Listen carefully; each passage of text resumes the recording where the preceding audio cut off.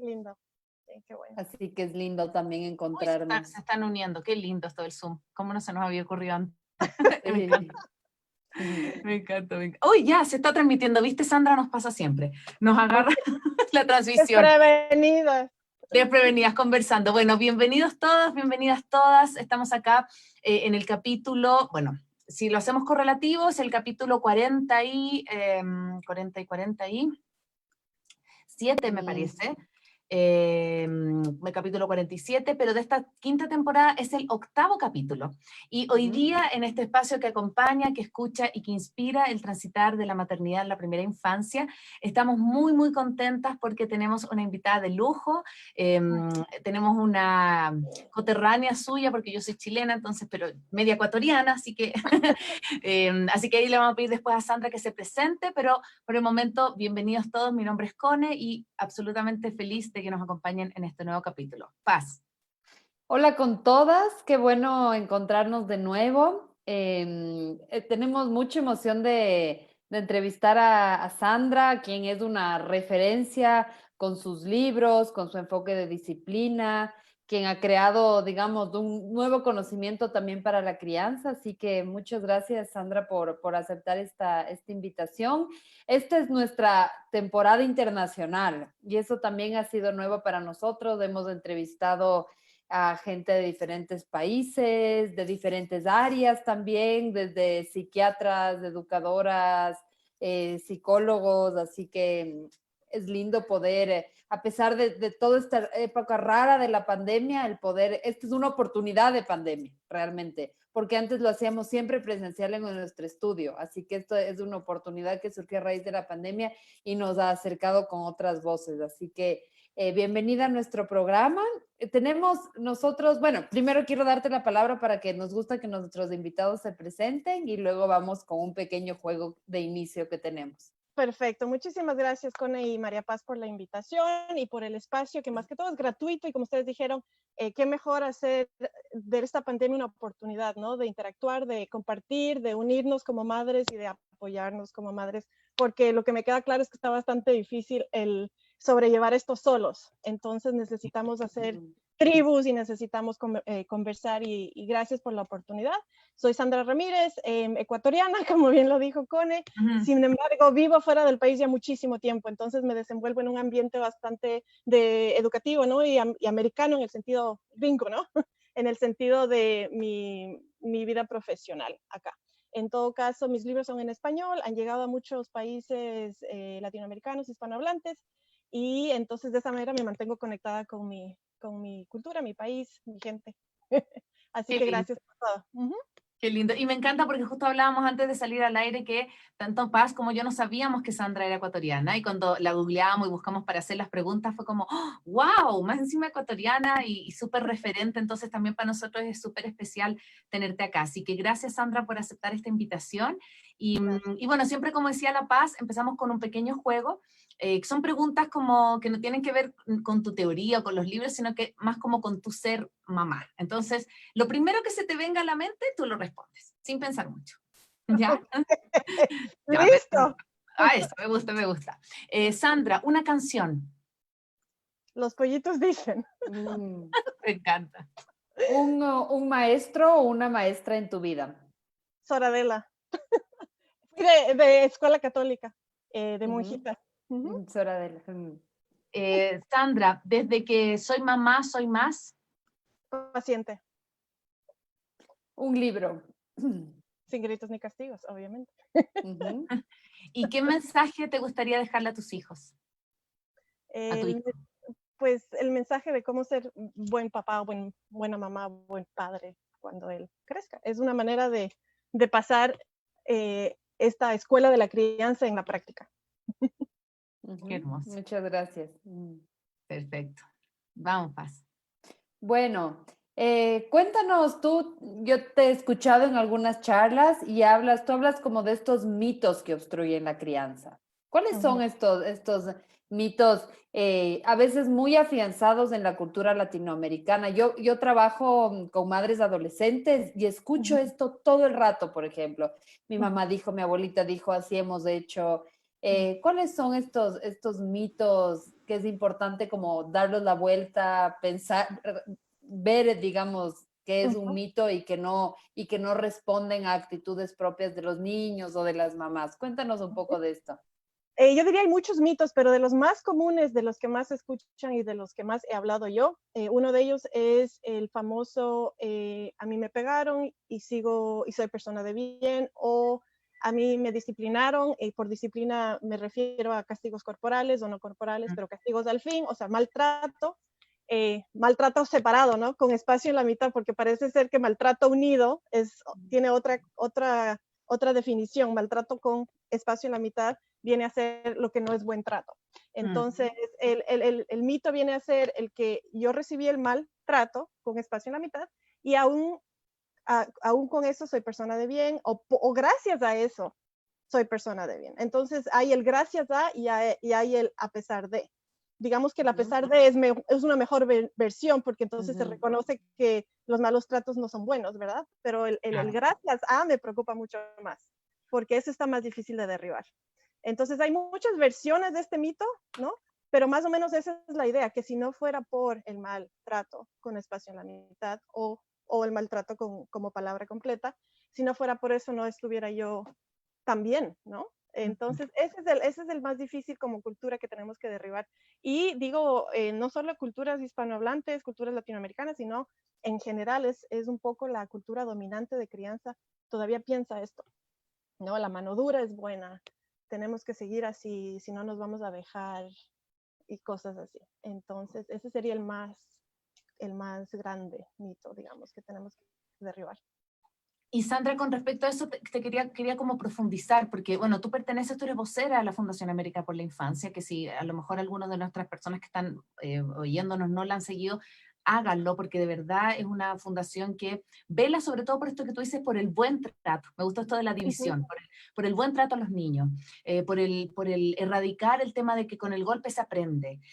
Tú en tu experiencia, ¿cómo lo has visto después en el momento de ser padres? Porque obviamente cuando somos papás pensamos que lo estamos haciendo súper bien y tratamos de tener todas como nuestras herramientas a la mano. Sin embargo, me parece que si a nosotros nos pegaron, a lo mejor cuando chicos fueron duros, voy a pensar que esa es la manera, porque así me criaron a mí. ¿Cómo erradicar ese mito, como mismo hablaba La Paz, de que, pucha, si es que a lo mejor conmigo fueron duros, yo no tengo por qué ser igual con mis hijos? Y eso es lo difícil, porque somos la generación que tenemos que desaprender lo aprendido para después elaborar herramientas o practicar herramientas de crianza respetuosas que después vamos a aplicar. Porque si lo ponemos así de sencillo, nuestros padres fueron nuestros primeros maestros. Ellos nos enseñaron a cómo criar en la experiencia de nosotros de haber sido criados. Entonces, como tú bien dices, si nos pegaron, nuestro piloto automático de la crianza inconscientemente va a ser repetir esos patrones que nosotros recibimos como niños. Entonces, los suertudos que recibieron una crianza más sensible, más respetuosa, no necesariamente van a batallar tanto con esto porque no lo recibieron como hijos. Y entonces, como padres, no van a tender a hacerlo inconscientemente. Todos, hay que aceptarlo, todos empezamos este asunto de la crianza de una manera inconsciente.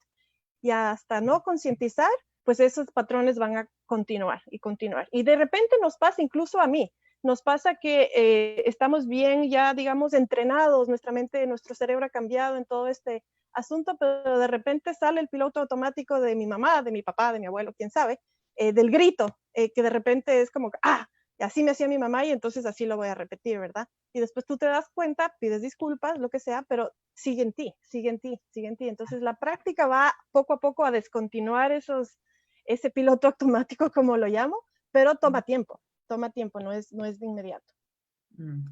Sí. Tú hablas, Sandra, de como de una nueva manera de ver la disciplina. Incluso luego hablas de esta autodisciplina.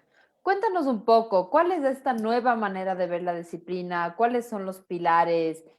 ¿Por qué es importante? ¿Cómo promover esta autodisciplina en nuestros hijos? Cuéntanos de tu enfoque en relación a la disciplina.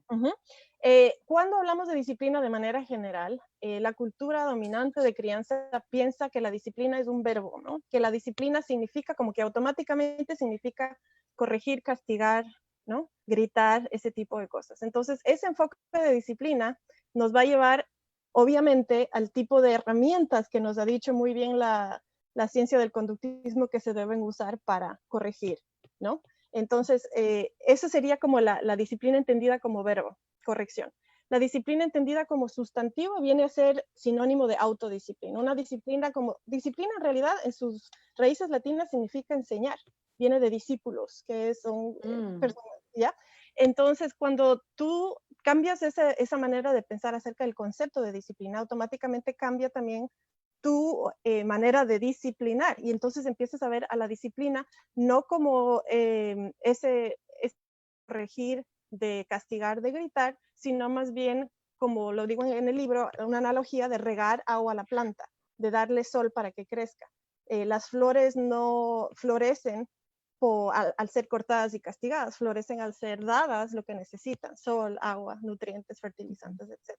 Entonces, ese enfoque de disciplina como sustantivo nos ayuda a cambiar de manera completa nuestra manera de ver la crianza. Eso sería un poco el enfoque. Entonces, cuando hablamos de cimientos de disciplina, hablamos justamente de necesidades o de autodisciplina, a manera de sustantivo.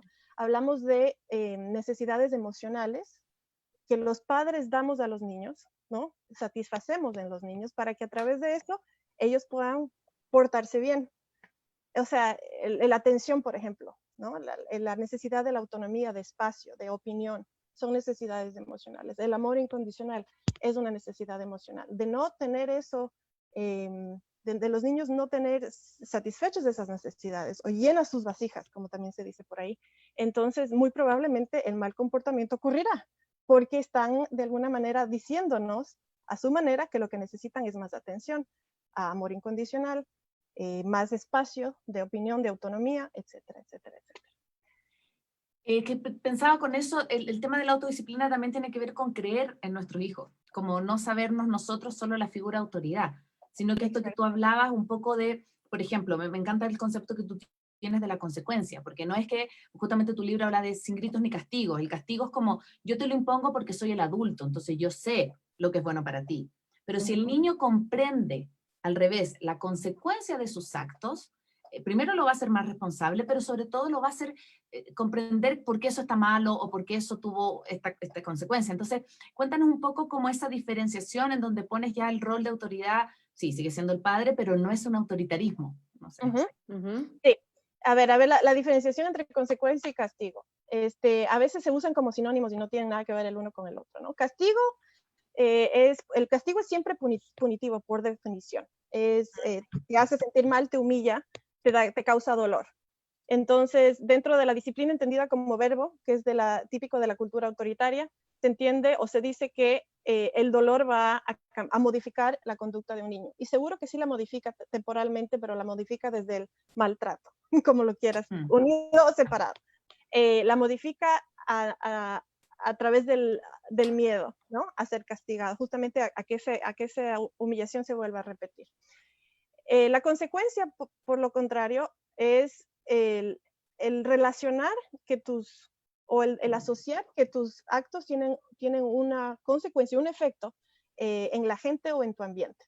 Entonces, a veces las consecuencias se dan por sí solas y son lógicas y naturales. La naturaleza te ayuda en ese sentido. Por ejemplo, cuando decimos está muy frío afuera, por favor ponte tu saco, tu suéter, tu abrigo, como lo llames, y se rehúsan y igual salen y después tienen mucho frío. Entonces, ¿qué se aprendió de la experiencia? Que claro, si no quiero tener este frío que me incomoda, tengo que la siguiente vez hacer caso a mi mamá, ¿no? Y traerme mi saco, lo mismo con cualquier otra cosa de manera natural.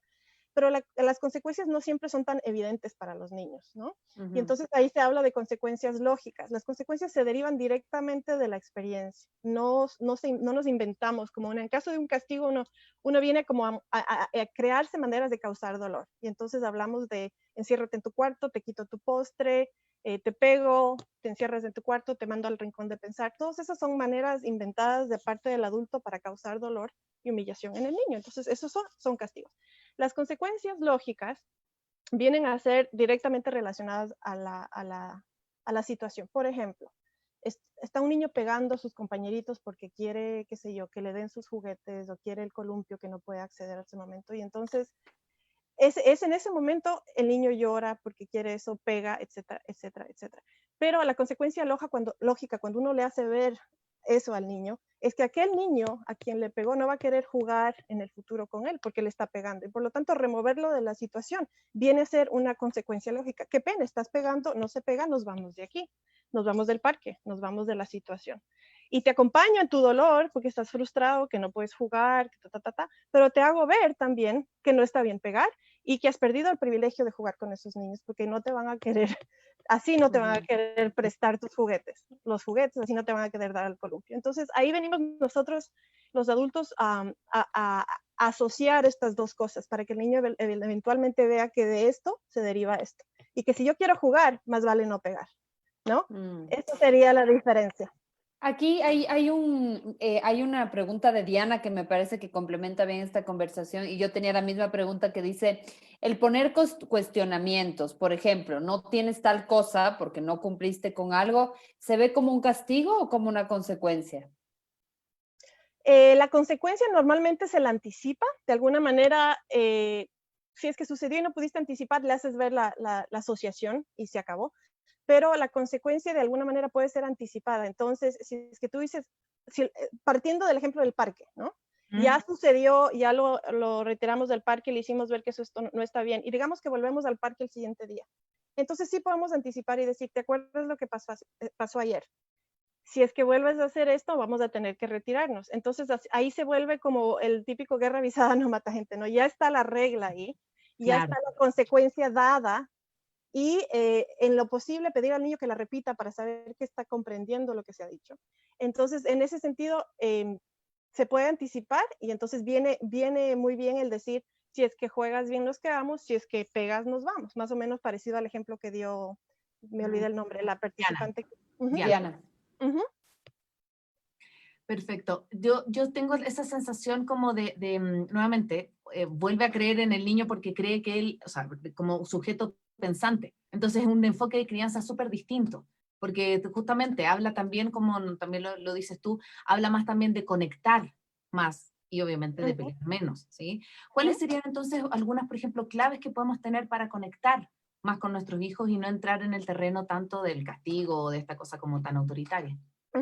La verdad es que cuanto más conectados estamos con los niños, mucho más nos van a obedecer, y digo obedecer entre comillas, porque a mí me gusta usar la palabra cooperar. Mucho más van a cooperar con nuestras peticiones y con los límites que establecemos, mientras más conectados estén con nosotros. Porque en realidad, aún si no les parece algo que quieran ellos hacer, como por ejemplo ponerse el cinturón de seguridad, si no ven función o lógica de ponerse el cinturón de seguridad, pero yo les digo que necesitan hacerlo, lo van a hacer porque no quieren decepcionarme, gracias a mi conexión con mi hijo, no porque les importe o no les importe el cinturón de seguridad.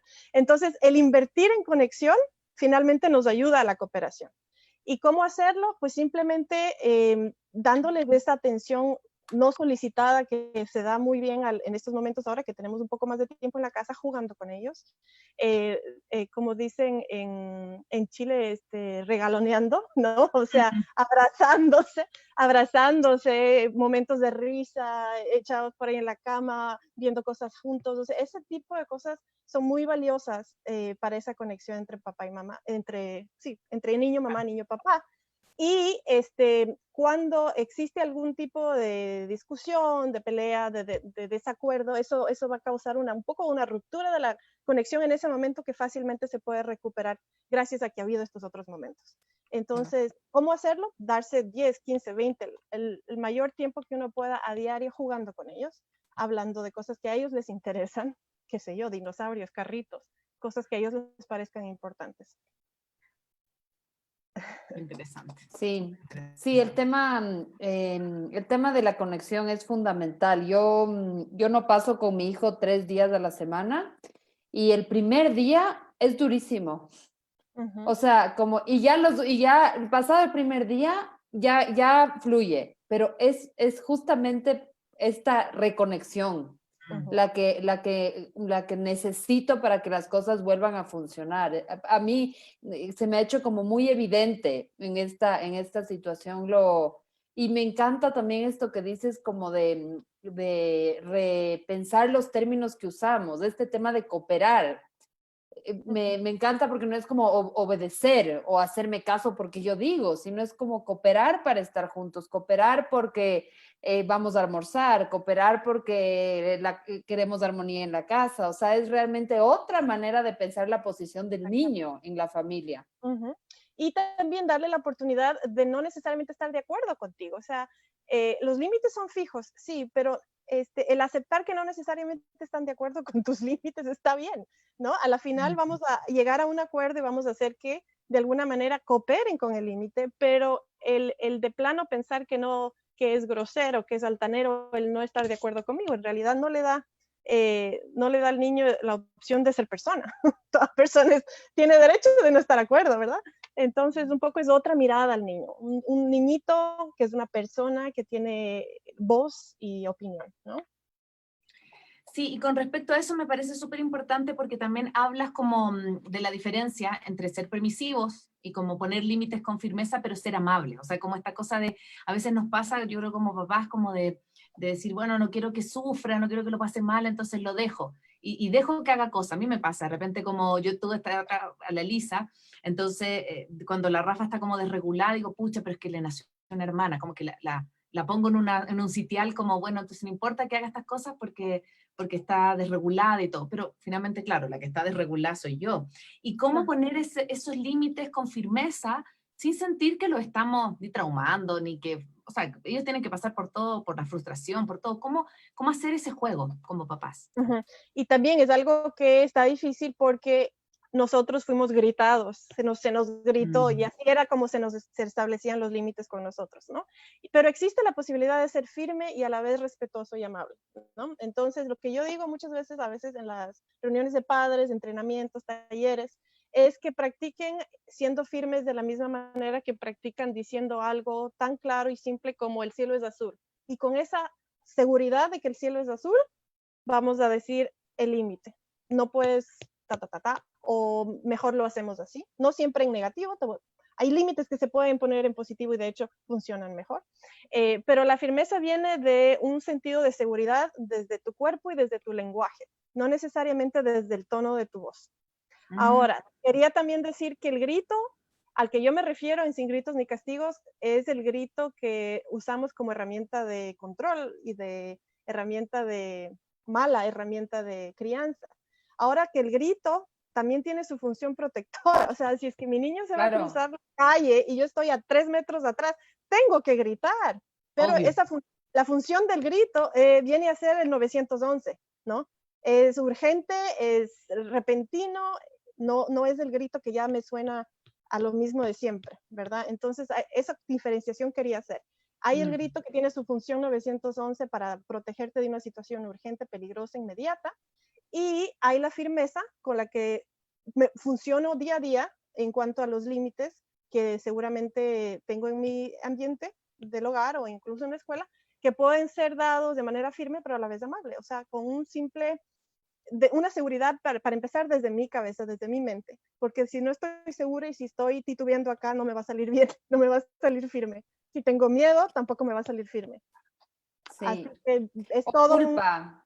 También yo creo que muchas veces no nos cuesta poner orgánicamente estos límites desde la culpa, porque trabajé mucho y me siento mal porque no le dediqué tiempo, porque tengo una situación familiar difícil.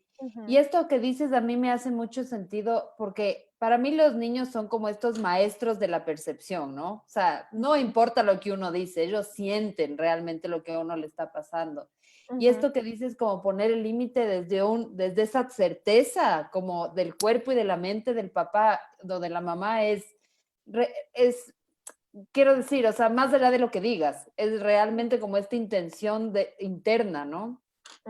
Exactamente. Entonces, la certeza viene de tu mente, del saber que lo que estás diciendo es lo lógico, y para que tú y tu mente entiendan o comuniquen el límite de manera firme, también tienes que haber pasado por un proceso de repensar tus límites, porque no todos los límites son lógicos ni para ti. ¿Cómo es eso que le estoy pidiendo esto? Porque mi mamá me lo pidió porque en realidad es necesario. O sea, el típico, por ejemplo, ponte tus zapatos en los bebitos chiquitos o en los de 2, de 3, de 4 años cuando están en la casa. O sea, a veces no, son límites que nos vienen por herencia un poco. Mi papá y mi mamá siempre me decían que hay que estar con zapatos en la calle, en la casa, y ahora vemos niños descalzos, que es mejor para ellos. Los chiquititos, ¿verdad? Entonces, esos límites que no se han repensado y se repiten a manera de reciclaje, ¿no? Y del porque sí. Ajá, y de porque sí, no han sido pensados por el adulto, y de esa manera no van a salir tan firmes tampoco, porque no, ni siquiera sé por qué los estoy pidiendo. Claro. ¿Sí? Sí, a mí me gusta mucho esto que tú dices porque creo que repetimos patrones, lo que conversábamos al inicio. A mí me crearon así, entonces yo creo que eso es bueno y a lo mejor no me lo pienso, ¿por qué lo estoy haciendo? No lo reflexiono, ¿sí?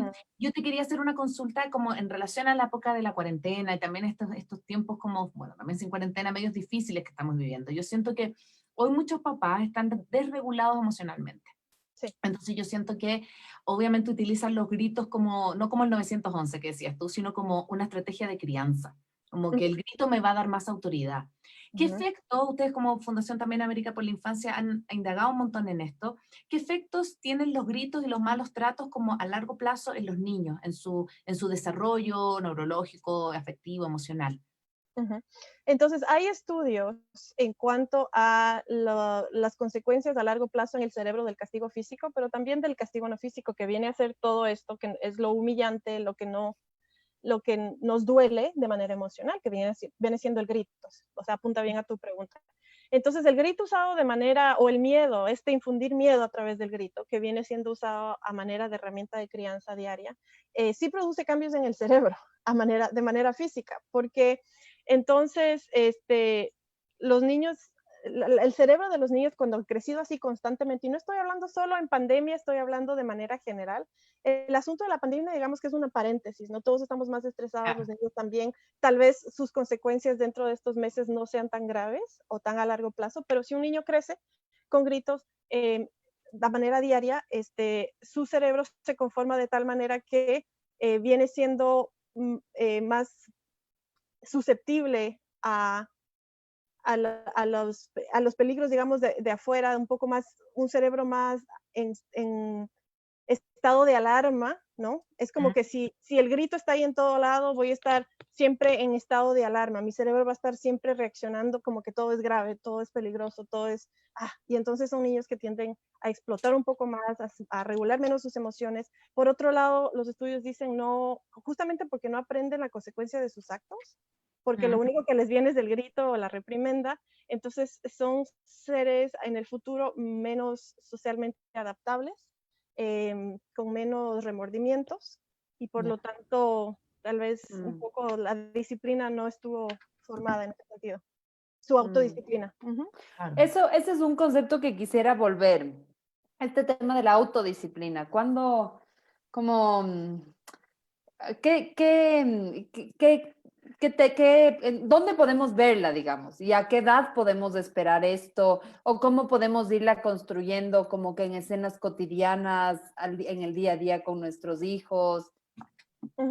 Hay autores que lo clasifican, de hecho, o lo van separando en etapas por edad, ¿sí? Entonces, los autores que yo sigo, Shapiro y White, que son dos de los que hablan mucho de la autodisciplina también, dicen que hay una etapa autosentenciadora, que es entre más o menos los 7 y los 14 años, donde se puede ver ya que a raíz de algo que salió mal, no quiero llamarle mal comportamiento, pero a raíz de una acción que generó disgusto en los otros, los niños son autosentenciadores, de alguna manera tienen ese remordimiento de haberlo hecho y lo demuestran a través de sus acciones, de sus palabras o de la manera como reponen la situación, como reparan la situación. Entonces, ese es indicativo de que su autodisciplina está en funcionamiento, porque de lo contrario no tuvieran remordimiento de lo que hicieron.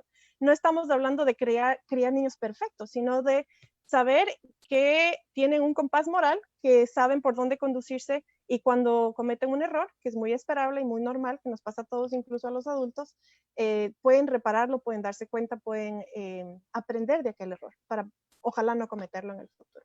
Entonces, el remordimiento viene siendo una de esas evidencias de las que hablas, María Paz, entre los 7 y 14 años, donde decimos, o sea, está llorando, se siente mal, se siente arrepentido, estamos hablando de la situación, reparó la situación con, qué sé yo, con su profesor, con su amiga, conmigo, ¿no?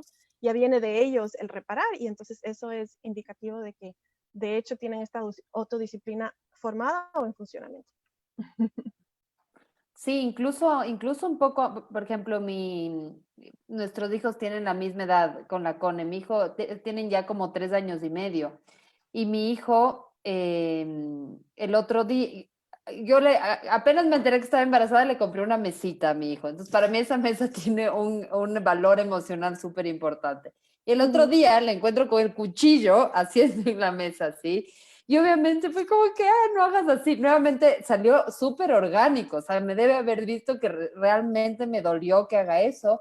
Y inmediatamente me dice, disculpas, mami. Pero, y realmente lo hizo desde adentro, o sea, como que poniendo este ejemplo, ¿no? O sea, como que mi límite o mi queja, lo que estaba haciendo fue orgánica. Y él también tuvo un remordimiento de darse cuenta que lo que hizo me lastimaba y lo pudo verbalizar esas disculpas.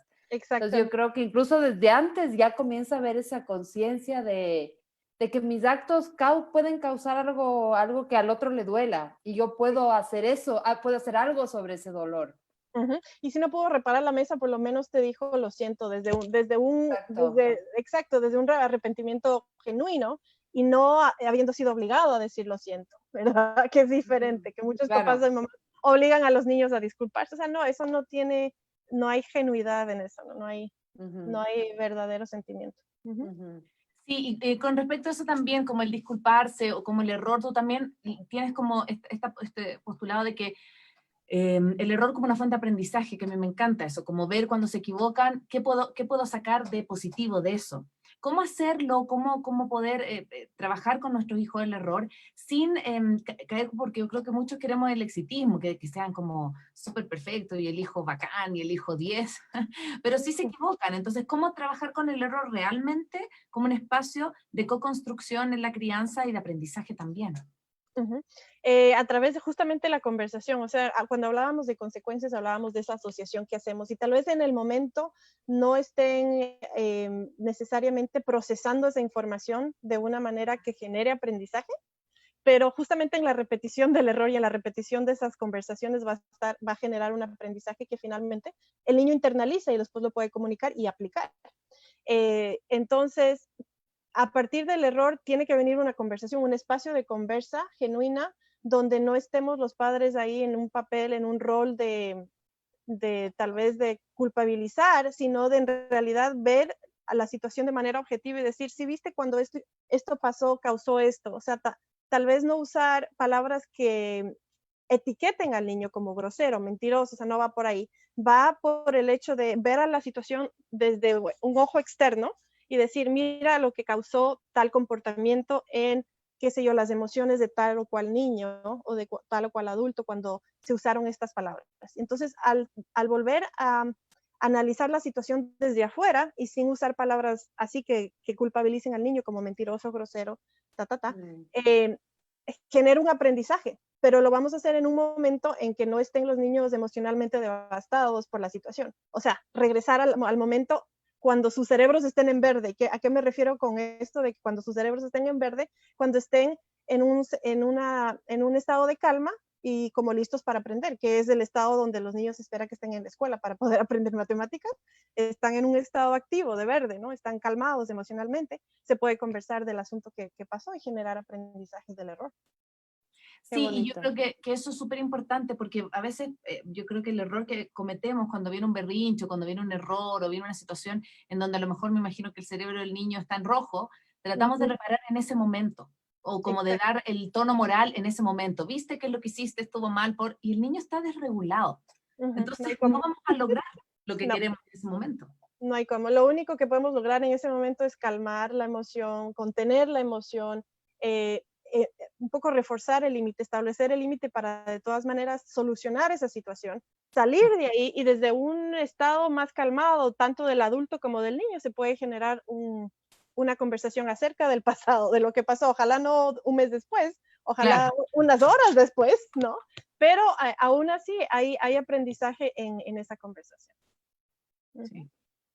Súper Sí, interesante. quisiera, porque hablamos de no castigos y de ahí está como el otro lado de la moneda, que son estas recompensas, los premios, Ujú, que sí funcionan, pero justamente, ¿cómo? Pero, y tú hablas también como de esta especie como de mirada apreciativa, de alguna manera sí reconocer el buen comportamiento del niño.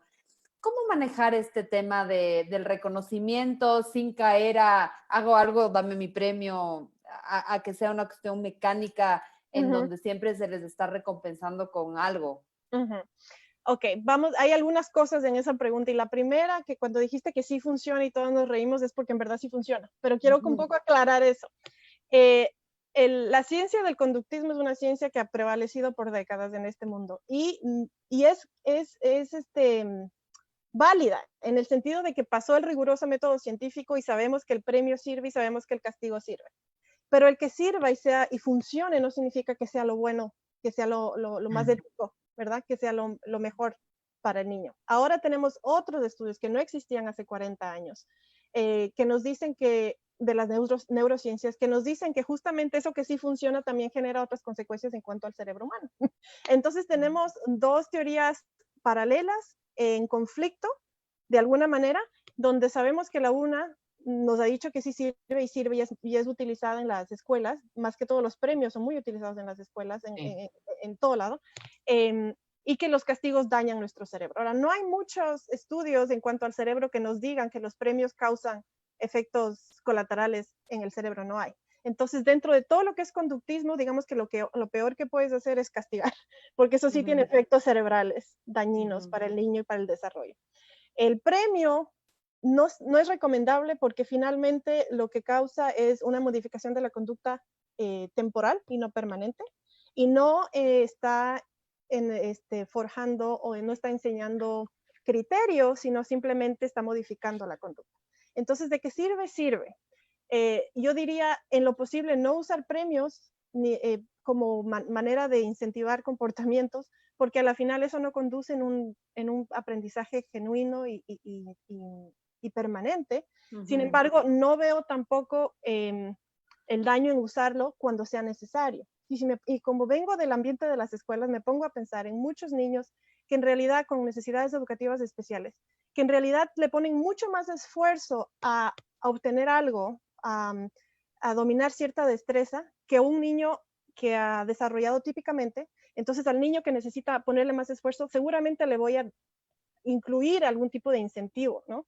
Finalmente, las maestras son muy creativas, especialmente las de educación especial, y se crean sus maneras de incentivar a los niños, porque claro, para ellos les toma mucho más esfuerzo llegar a algo que para otro niño es de lo más fácil.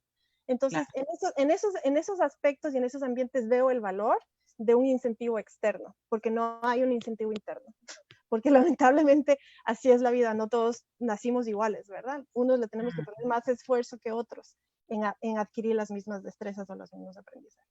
Entonces, en ese ambiente lo veo muy válido, pero de manera general, en la crianza, el basar nuestra crianza en premios y en incentivos externos no conduce realmente a nada permanente. Y entonces de ahí vienen, por ejemplo, las transacciones monetarias, como yo le digo. O sea, me queda muy claro que si es que a un niño le ofrezco chocolate para hacer su tarea, después me va a negociar y me va a decir qué tal si hago media tarea por medio chocolate o medio deber. O ahora en la pandemia, ¿no? Claro. Te doy helado si es que haces tu tarea, porque o sea, tenemos que hacer, no hay escuelas, y entonces empezamos a crear, inventarnos maneras para lograr que hagan su deber o tarea, como le llamen, y entonces que el helado, que el chocolate. Bueno, eventualmente ellos te van a empezar a negociar también. Y si no quieren hacer la tarea completa, van a decir, pues, medio helado por media tarea, ¿qué te parece? O sea, Claro.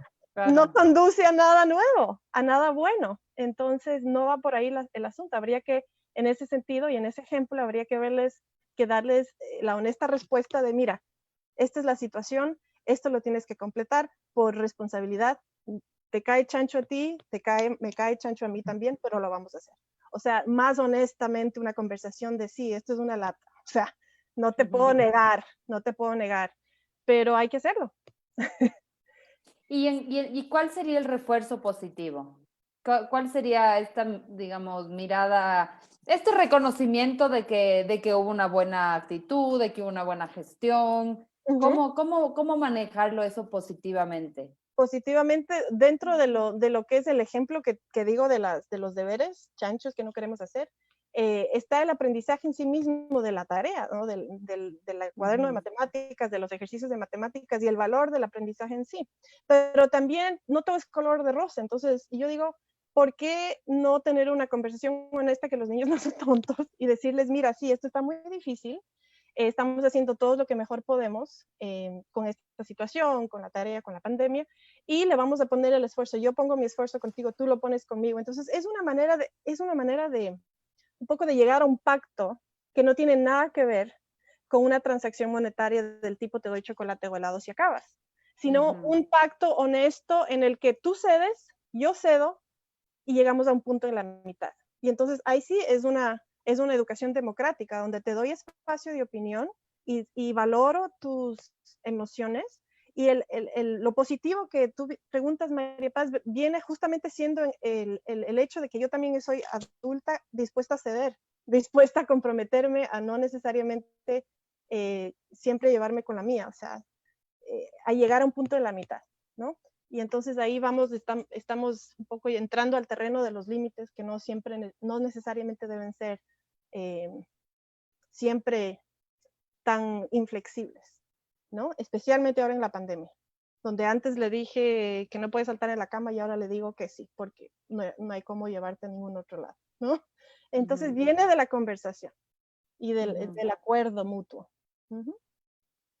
Sí, acá nos escriben en un comentario en el Facebook que tiene que ver un poco con esto también, como de reforzar el vínculo, como de qué es lo importante en este caso. Entonces ella dice, por ejemplo, dice, como madre que hago homeschool, dice, los vínculos son fuertes en el día a día, pues la parte académica deja de tener un gran valor por sobre lo afectivo. O sea, y eso es lo que yo creo que estamos viviendo todos. Es como, en Uh-huh. algún momento, qué pelea, qué guerra batallo, ¿sí? O sea, como estoy viendo por el tema del buen trato, por el vínculo, por potenciar espacios de calidad con mi hijo, sí, a lo mejor el deber es importante, es una lata, lo vamos a hacer, te voy a ayudar, pero necesito que lo que esté fuerte en este espacio es el vínculo, es la relación con mi hijo. Exactamente. Entonces, eh, podemos, como tú dices, podemos ponerle más atención al vínculo sin dejar de lado la tarea o el deber que tiene que hacerse. Y entonces eso viene en la conversación, el no siempre ser tan inflexibles con nuestros límites y en el poder llegar a un acuerdo, si es que es posible, con nuestros hijos ya de mayor edad, ¿no?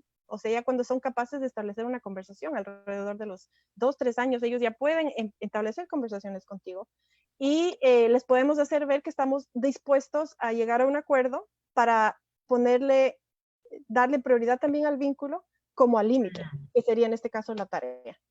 Claro. Uh-huh. Aquí hay otra pregunta y dice, ¿cómo contener una emoción, digamos, en un contexto negativo, por así decirlo, sin que el niño entienda que eso está bien o que estamos aplaudiendo lo que hizo? O sea, ¿cómo acompañar si le pegó un amigo, si se jalaron los juguetes, tal? ¿Cómo acompañar ese momento sin causar un mensaje contradictorio al niño de que Sí, lo me que pasó entiendo. no estuvo bien? Uh-huh. Ujú. Entiendo.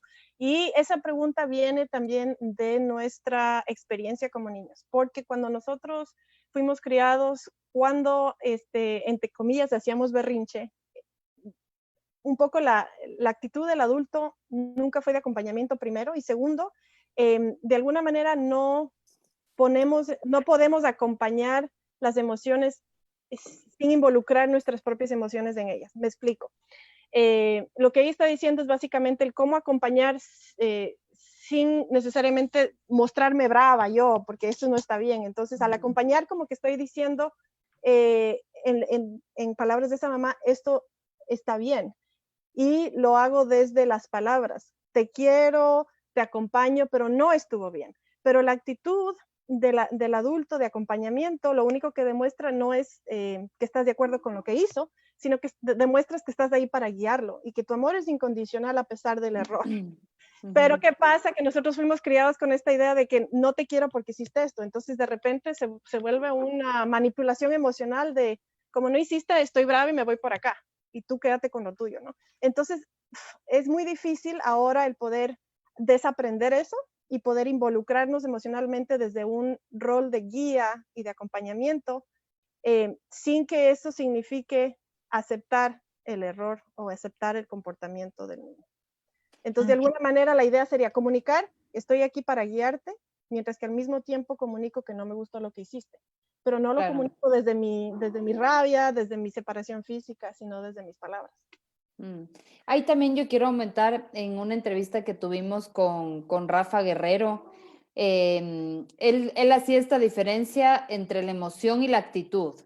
Entonces, las emociones son permitidas, porque más no lo controlamos. O sea, que el niño sienta rabia, frustración, eso no es algo que tú puedes, digamos, decirle al niño que no debe sentir así. Uno siente lo que siente, digamos, y hacer la diferencia con la actitud. O sea, entiendo que te sientes así, pero la actitud es la que no estuvo correcta. Lo que tú haces con esa emoción es lo que hay que regular, no tanto la emoción que surge espontáneamente. Exacto.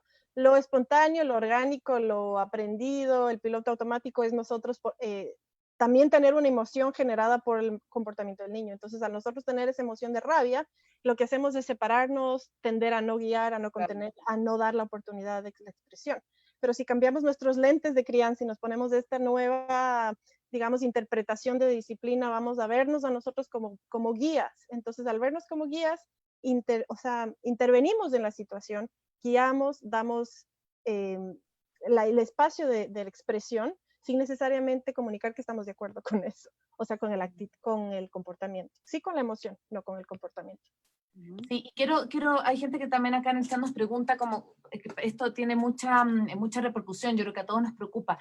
¿Qué pasa cuando dice Cintia? Yo me pregunto si el niño, dice, es capaz de recordar la situación que causó ese comportamiento, ese berrinche o ese momento, hablándolo, por ejemplo, 1 hora después. Dice, ¿no se dejó pasar la oportunidad de aprendizaje? Dentro del berrinche, ese cerebro no está en un estado de aprendizaje. Ese cerebro está, y le voy a hacer referencia a este modelo de mi mano, si es que ven mi mano aquí, que es muy típico de Daniel Siegel en su libro El cerebro del niño. Él habla de 3 partes, del tronco cerebral reptiliano, de la parte de las emociones, que viene aquí, y de la parte que nos ayuda al aprendizaje, que es el neocórtex. Este neocórtex permite el lenguaje, el aprendizaje, el procesamiento de ideas. Pero cuando estamos en berrinche, estamos actuando desde acá, desde lo más impulsivo, desde lo más innato, desde lo más reptiliano. Y es como esa olla de presión que teníamos antes, donde salía el... y no le podías apagar porque ya estaban listos los frijoles, ¿ya? Esa olla de presión ya está en explote. Y cuando está ese pito explotando, no hay manera que lo calles. O sea, tienes que primero apagar el horno o apagar la hornilla o lo que sea, calmar ese vapor de la olla de presión, y desde ahí sí abres y comes tus frijoles que ya están listos, ¿no? La típica olla de presión. Entonces, esa es una analogía para representar el cerebro. Cuando está así, desregulado y está fuera de control, no hay manera de establecer una conversación en ese momento que genere aprendizaje. Tenemos que volver a la calma, retomar la situación, ojalá horas después, cuando estemos en ese estado de calma. Y sí, los niños se van a acordar, se van a acordar. Mientras más pequeños... Claro, es que eso no se van a acordar. Y mientras son más pequeños, lo recomendable es hacerlo lo más pronto posible, pues no dejar pasar mucho tiempo. Pero existe en ellos esa capacidad de recordar y de aprender de lo que sucedió hace 2 horas, ¿no? Pero en ese berrinche, o sea, digamos que no nos va a funcionar el razonamiento con ellos. Incluso a los adultos nos pasa, ¿no? En un momento de mucha ira, no es el mejor momento para gestionar nuestros problemas o para hablar con el otro. Y decirnos, cálmate, cálmate, conversemos, tampoco sirve. ¡Que no estoy calmada! Claro, exacto. ¡Por favor, cálmate! En la historia de la humanidad, el decir a alguien que se calme no ha resultado en que la persona se calme. O sea, no. Así es, exacto. Todo lo contrario. Exacto. Entonces, no, hay que revolver a la calma de otra manera. Sí. Yo te quiero hacer una pregunta que vi en alguna entrevista tuya con respecto al... Quizás esto me alejo un poco de Sin gritos ni castigos, pero me parece que tiene que ver obviamente con la crianza.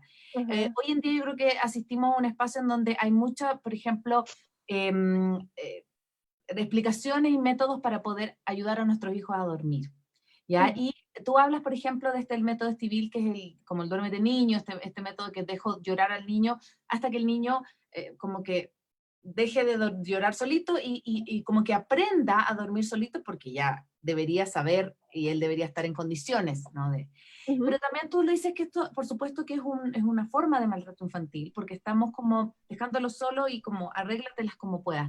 ¿Cómo sería un espacio como respetuoso de poder también acompañar, no solo a los bebés, estoy pensando también en niños que tienen dificultades para dormir hasta que son más grandes, siendo este acompañamiento desde la gestión amorosa, no desde del arréglatelas como puedas? Ujú. Bueno, dentro de lo que es el dormir de los niños pequeños hay muchísimas teorías y digamos que no es mi fuente principal de Mm, estudio y de investigación. De manera general, sabemos que ese cerebro, como dijimos hace un momento, el cerebro en crecimiento va a potenciarse, va a desarrollarse si es que crece en un ambiente de amor y fructífero, ¿no? Entonces, si relacionamos eso con esta teoría de Stivil o estas teorías donde dejar al niño dormir es lo que se recomienda, yo inmediatamente pienso en ese cerebro, porque le estás comunicando a ese cerebro que tiene que calmarse y regularse solo. Finalmente no se regula porque puede hacerlo solo, se regula porque ha aprendido que no importa cuánto llore, el ambiente no, o el cuidador, o el progenitor no va a estar ahí para ayudarlo. Entonces, hay consecuencias cerebrales en este tipo de, de teorías o de prácticas que hace 40 años no existían. O sea, no sabíamos que esto pasaba hace 40 años. Entonces, en ese sentido, Estivil tampoco sabía. Él dijo, esto me Está haciendo lo funciona. mejor que podía. Exacto, entonces, qué pena, o sea, el libro sigue ahí, lo escribió hace mucho antes de que sepamos sus consecuencias en el cerebro. La gente sigue consumiendo sus teorías, pero lamentablemente ahora tenemos más fuente de investigación, tenemos más evidencia que nos dice que esa no es la manera de hacerlo. Mm. Entonces no quiero culpar a este civil, o sea, él tiene toda la, él tiene toda Hizo el lo mejor derecho que de pudo. escribir, exactamente, igual que nuestros padres hicieron lo que mejor pudieron con nosotros sin saber lo que ahora sabemos, ¿no? Mm. Igual va por ahí el asunto de civil. Pero, ¿cómo acompañar? Yo recomendaría a Elizabeth Pantley. Ella tiene un método de ayudar a los niños a dormir que es mucho más respetuoso, pero claro, no conlleva el dejarlos llorar hasta que se cansen. Por ahí no va la cosa. Mm. Sé que hay ahora muchos programas para ayudar a los niños a dormir que son mucho más amorosos, mucho más respetuosos. Al no saber yo justamente de todos esos métodos, no puedo recomendar. Claro. Sé que hay y confío que las personas que lo recomiendan o que lo siguen, o estas coaches del sueño que ahora son están en boga, digamos, son muy populares, están haciéndolo desde el respeto y desde el amor. Entonces, no sabría como a quién recomendar, lo único que no recomiendo es a Estivil. Mm. Respeto todo su teoría, pero claro, eso pasó cuando todavía no sabíamos lo otro. Así que Es por que ahí va. justamente es un comentario que yo he hecho en otros capítulos de maternidades y yo creo que nosotros somos como esta generación de mamás con mucha información científica interesante. Y creo que esa también es una responsabilidad que tenemos, ¿no? Ya, o sea, y creo que como empezamos esta charla, hay mitos que son fácilmente debatibles, o sea, desde la investigación, desde la ciencia, desde los efectos ya estudiados en los niños. Entonces creo que justo somos como esa generación bisagra, ¿no? O sea, que está como que realmente revolucionando el tema de la crianza, repensando este tipo de Totalmente. prácticas. Totalmente. Y si te pones a pensar dentro del tema del dormir, también está ahora el tema del colecho, que antes no se hablaba. Ahora hay Ujú. estudios sobre el colecho. Antes nuestros papás ni pensar que estemos con ellos en su cuarto hasta cuando nos dé la gana. O sea, no existía tal. Y en muchas culturas a la vez sí existía. O sea, en muchas Ujú. culturas sí existía, en muchas otras no existía. Porque estas muchas otras se dejaron llevar por la influencia tal vez de los medios, ¿no? La influencia estadounidense, de alguna manera, que nos presenta en las películas, en los videos y demás, que el niño tiene que tener su cuartito y en la noche tú le lees el cuentito y le apagas la lamparita y todo es felicidad. Y no es así en la vida real.